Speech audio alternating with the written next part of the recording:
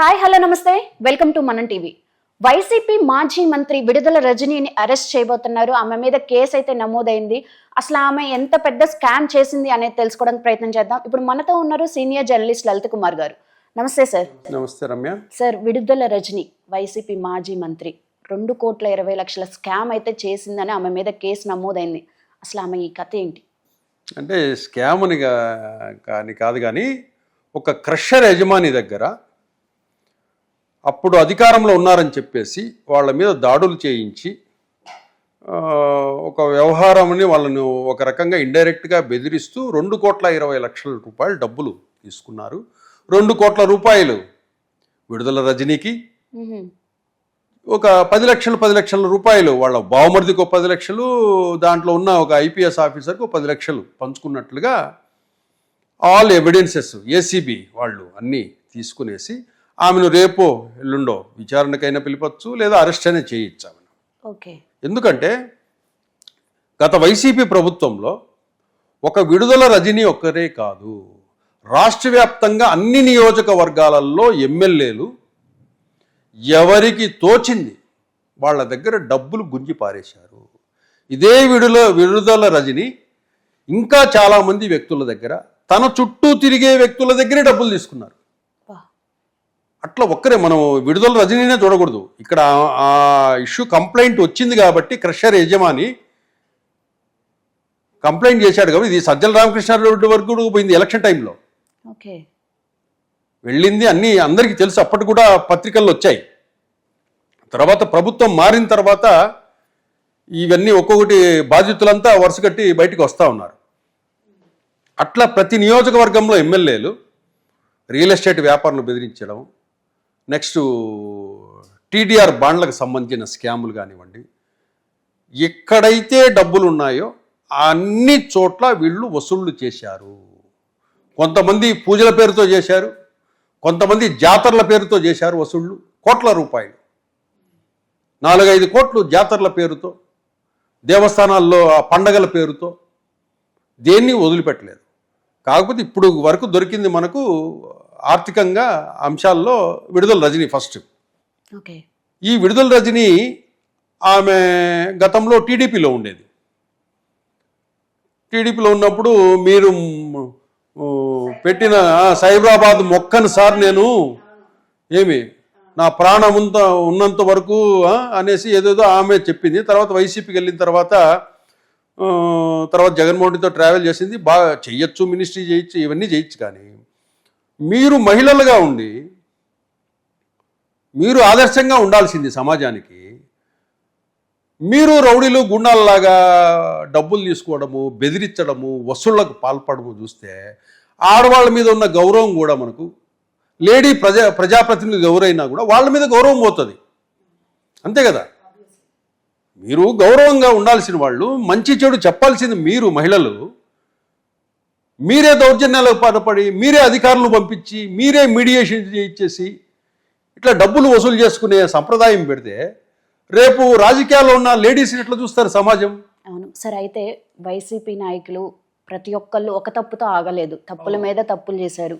పోసాని కృష్ణమురళి గారిని కూడా చూసుకుంటే ఒక కేసు మీద అరెస్ట్ అయ్యారు, కానీ కేసు మీద కేసు వస్తున్నాయి, బెయిల్ రాకుండా. సేమ్ అలాగే విడుదల రజనీని కనుక అరెస్ట్ చేస్తే ఈ కేసు మీద, ఆమె మీద ఉన్న పాత కేసులన్నీ మళ్ళీ వచ్చే అవకాశం ఉందా? అసలు ఆమె బయటకు వచ్చే అవకాశం ఉంటుందా ఒక్కసారి అరెస్ట్ అయితే?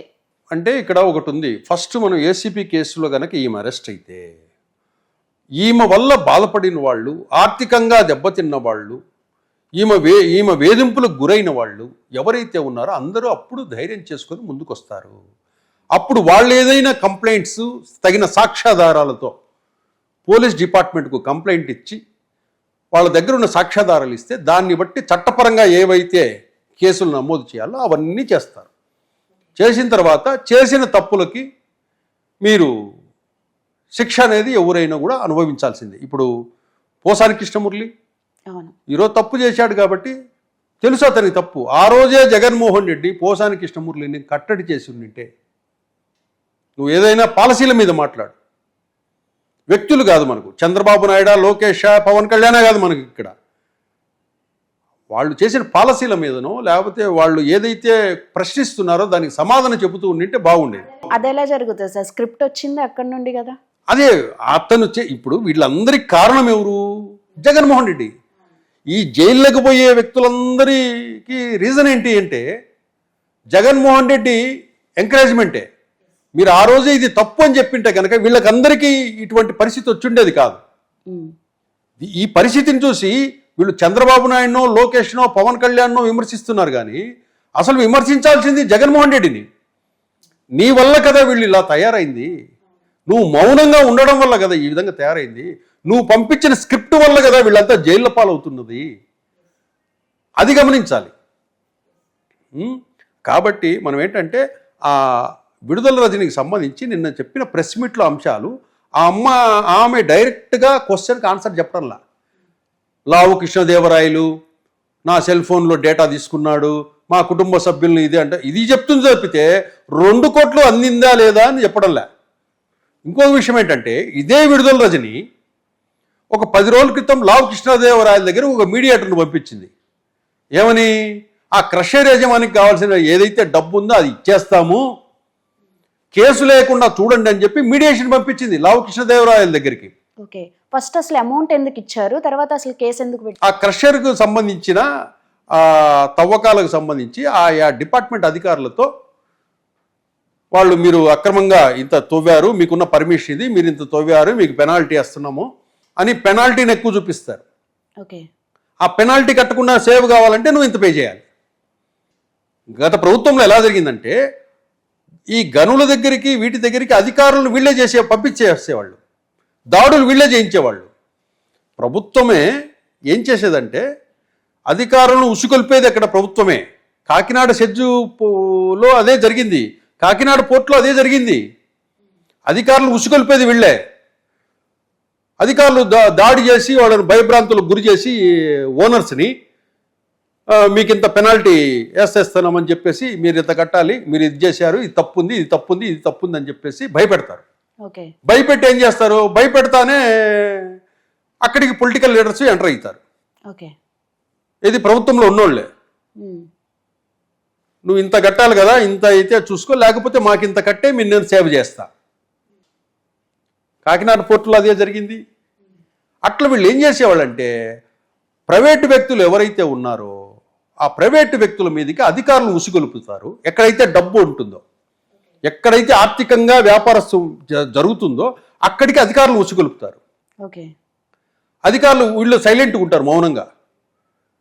ఆటోమేటిక్గా అధికారులను ఉసుగొల్పిన తర్వాత కేసు ఏమవుతుంది? అధికారంలో ఉన్నదా నా దగ్గరికి వస్తుంది. నువ్వు అక్కడ కట్టాల్సింది 5 కోట్లు కదా, ఎట్లయితే మనం కష్టమే, నువ్వు ఒక 2 కోట్లు రెడీ చేసుకోపో, నేను మాట్లాడి ఏదో ఒకటి చేయిస్తాను ఓకే అని. పాపం వీళ్ళకి తెలియదు ఏది పంపించింది ఇతనే అని.